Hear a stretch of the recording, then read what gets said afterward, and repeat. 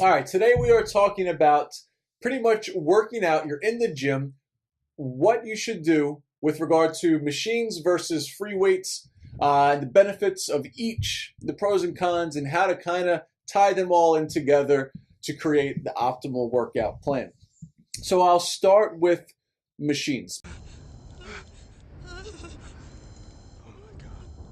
Now listen to me very carefully.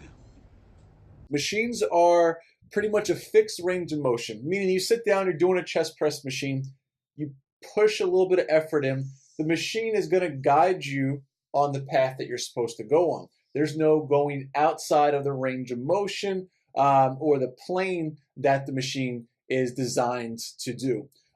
So with that comes a lack of stabilization muscles being engaged. So let's say you're doing your chest, you're not going to have a lot of your other muscles being recruited to perform the movement, except for your triceps, your primary, secondary movers. But as far as stabilizing the weights, those little muscles that come into play with free weights are not going to come into play here.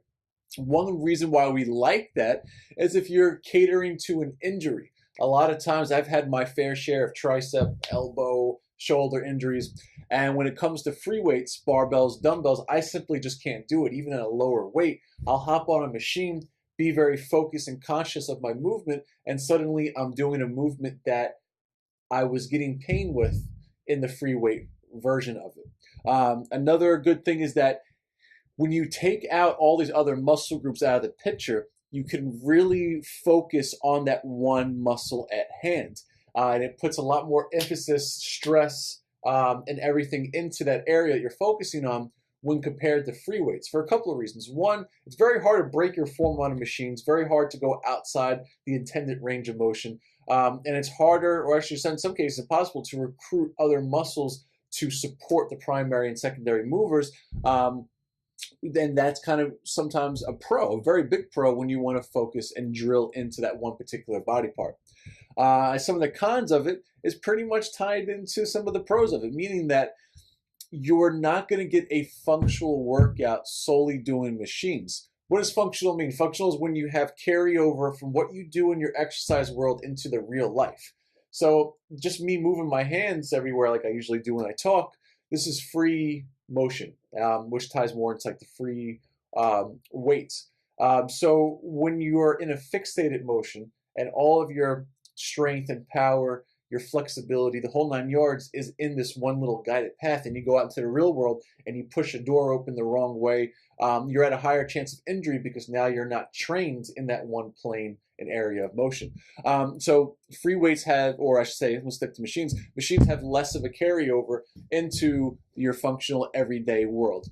It does not produce, it's harder to get that full body feeling, that synergistic flow, that mind-muscle connection between multiple muscle groups when doing machines, again, because it's mainly an isolative type of muscle recruitment.